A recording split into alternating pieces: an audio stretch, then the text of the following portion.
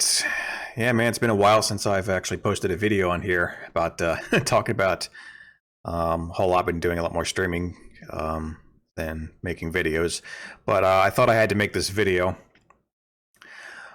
since I recently just got around to playing Halo Infinite.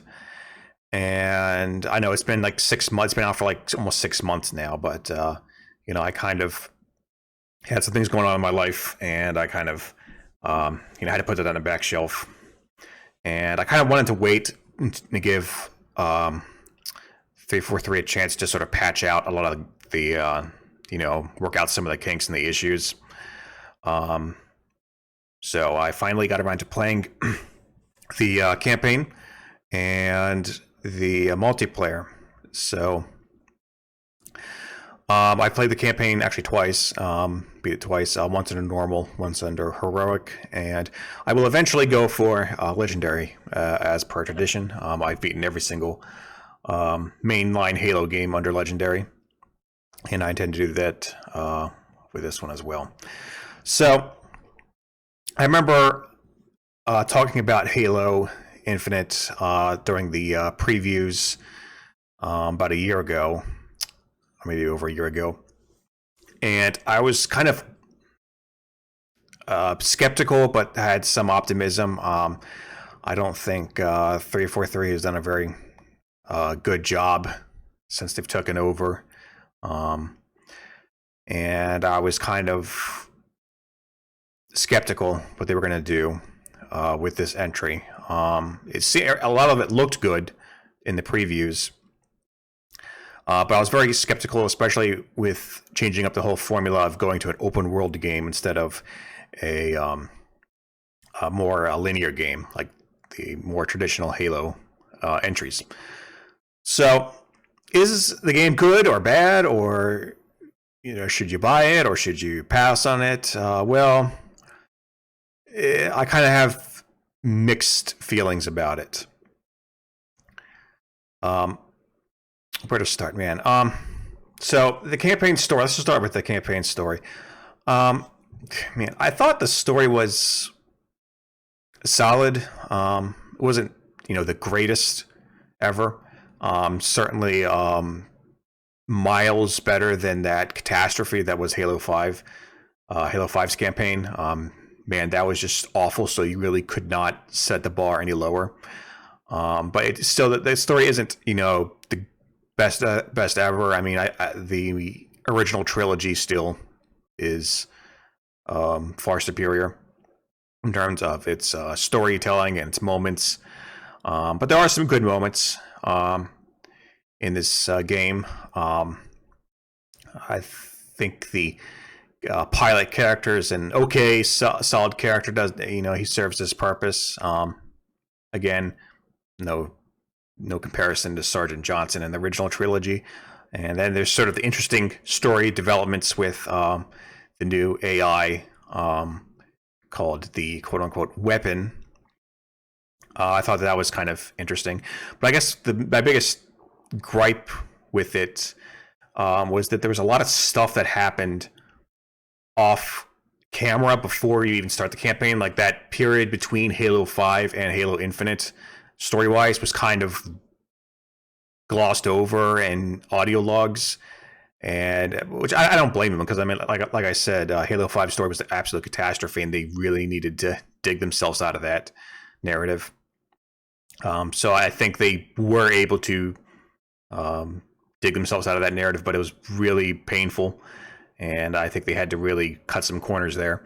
But the story, again, solid. There were some decent moments, but overall the campaign, I enjoyed myself. I really did enjoy myself. I think that there still are some flaws with it.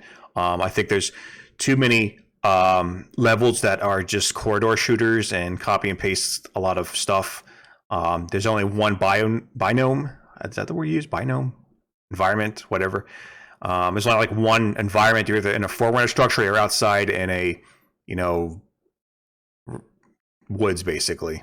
Where in past Halo games, you're like in a desert, you're in a snowy mountains, then you're in like a forest, and then you're in space. But the yeah, at times the actual campaign missions were very a little too similar to each other. And I guess it depends on how you play the campaign. You could go out and do like these side missions, I guess, which are kind of cool. I thought, like taking over a banished structure or a base, or rescuing Marines, things like that. And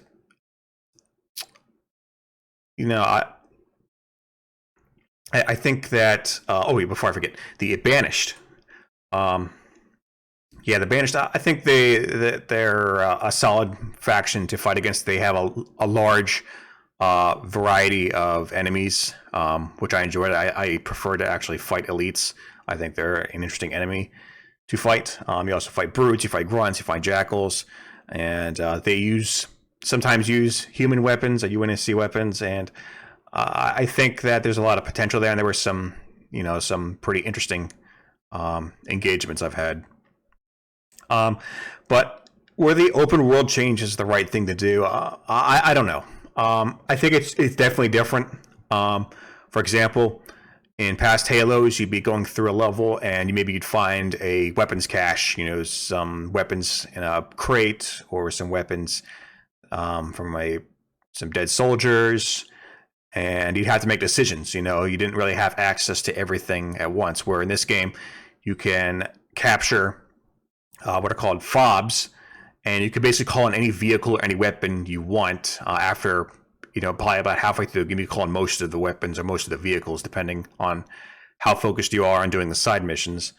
And it kind of takes away some of that tension and that decision making you make in past Halo games. But on the other hand, you do sort of still have to decide. You have more to decide about. Like I said, you could call in more weapons and more vehicles, so you could approach a situation a lot of different ways. But and again, I think, especially after you get the Scorpion, unlock the Scorpion tank, it's kind of like, it's like, what's the point, your allies, the Marines, are back, and they're actually effective. They're not like cannon fodder. They can actually like support you, particularly when you take them in the what's called the Razorback, which is like a Warthog variant, where you carry around like 6 of them, and you could give them different weapons. And again, I think this is pretty overpowered too, because you could just give them like all sniper weapons or sniper rifles and rocket launchers, and you're basically unstoppable. So, but like I said, I did have fun with the game, the campaign at least, and like I said, I actually felt like I wanted to play it again. Under heroic. So unlike Halo 5, when I finished Halo 5's campaign, I just said like, wow, that was bad. Like I knew that was bad like the minute I finished that campaign. But yeah, the campaign definitely solid. But again, I think there's a lot of missed opportunities. From what I understand, the development process got really screwed up, and they kind of cut like over half of what they had planned, and it kind of feels like that, honestly. At times, I felt like they could have done so much more with it, and it definitely feels like we were meant to get more than we actually did, and that is really unfortunate, which I'm going to talk about in a few minutes here after I wrap this up. But yeah, if you're a fan of the original trilogy, I think you will enjoy yourself with this campaign. So just note that. Definitely. Oh yeah, by the way, the art style. The classic art style, like I mentioned, is being made a comeback, and I think it's wonderful. Like I loved it. I love the old art style. It definitely looks a lot better. It feels like Halo.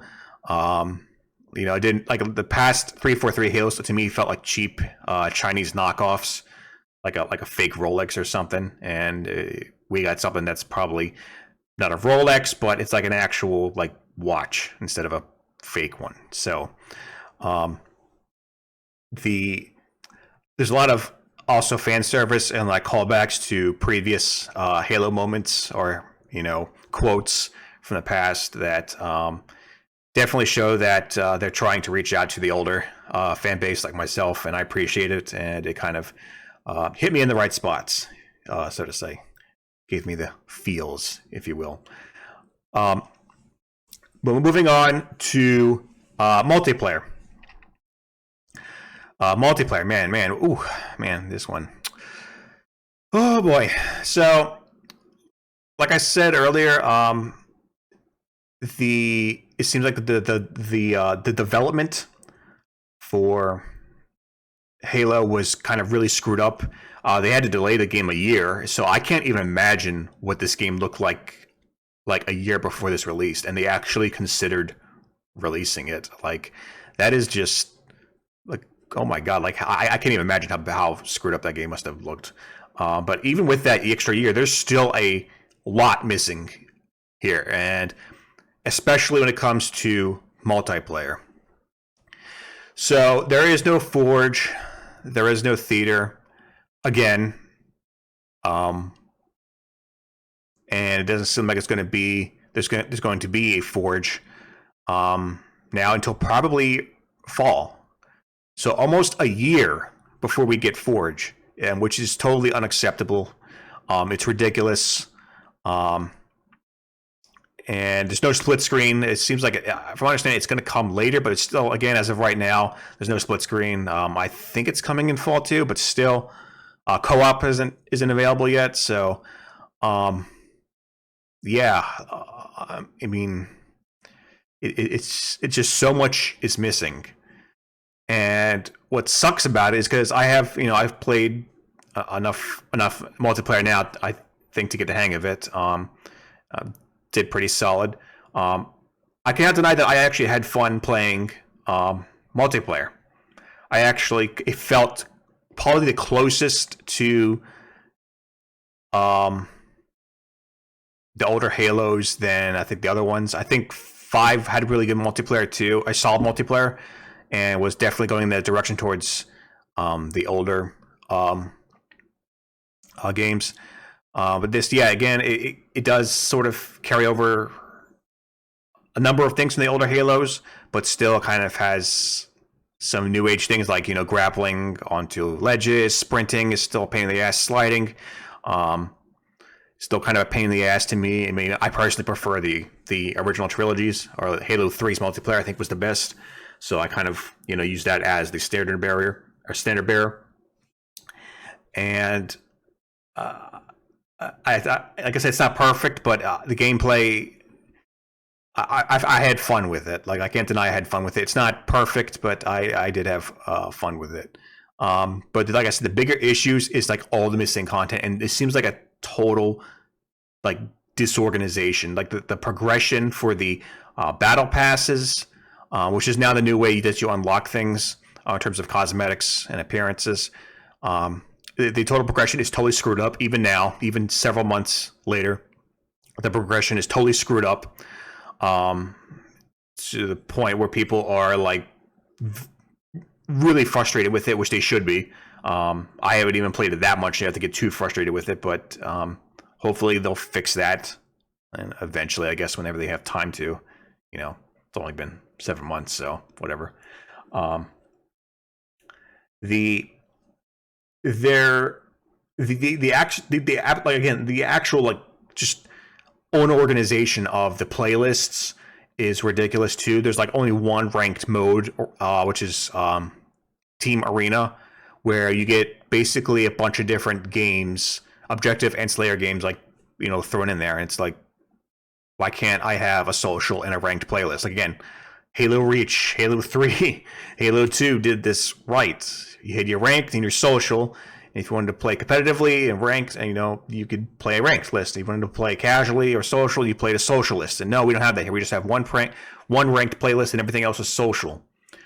And there wasn't even a Team Slayer out of the gate when this game actually released, which is like mind-boggling. I don't understand how you could ever release a Halo game without Team Slayer in it. It's just like why even bother with the multiplayer if that's not even there?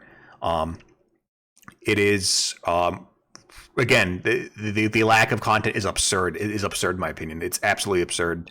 And even now, several months after the game has released, it's still absurd, and it doesn't look like we're gonna get anything decent until fall, like almost a year after this game is released. And it's so frustrating and just mind-boggling that this is the situation we're in. And like I said, what makes it suck more is that it's actually a solid game. I think it's a decent game. They have some good pieces here, and the lack of content is just basically killing this game. If it isn't already dead as it is right now. Supposedly the player base is pretty much almost evaporated. So that's just not good at all.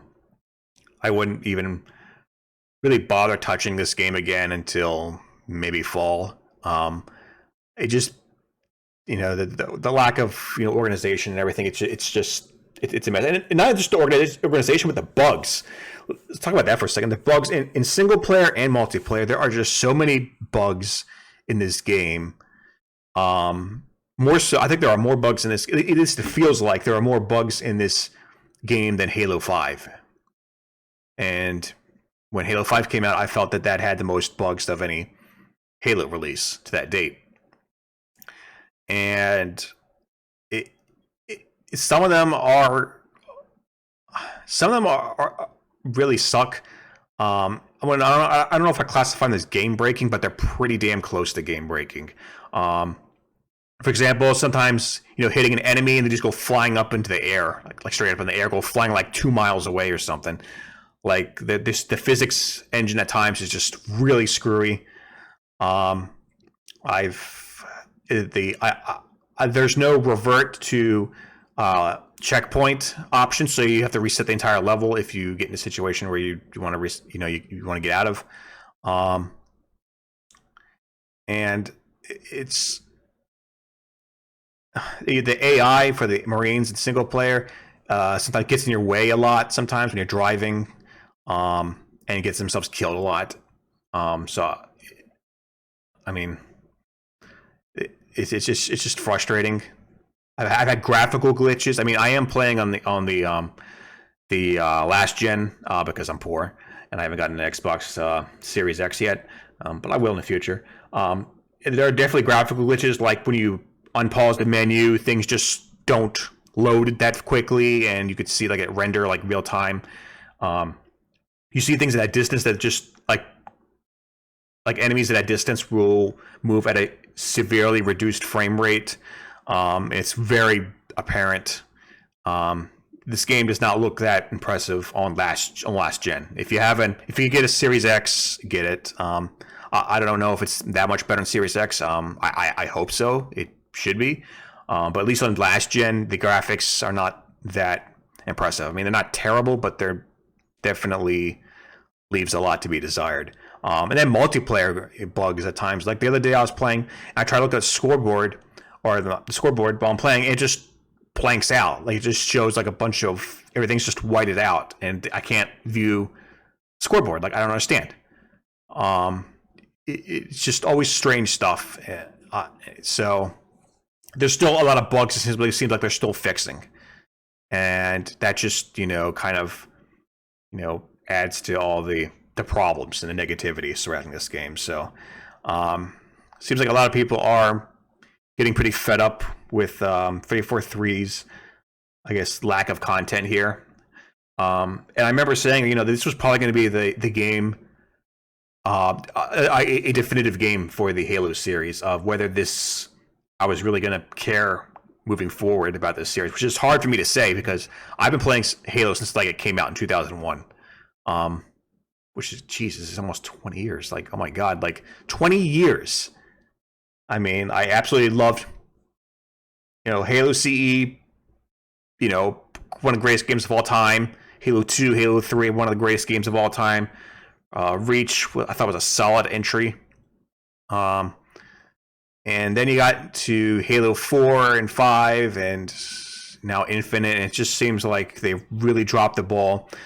And I want Halo to succeed, but now looking at this game, experiencing this game, I'm kind of back at square one. Like, I don't know like what to feel. Like, I don't know if the needle's moved much for me at all. Because, like I said, I see a lot of good pieces here, and you can have fun with this game. I mean, you can.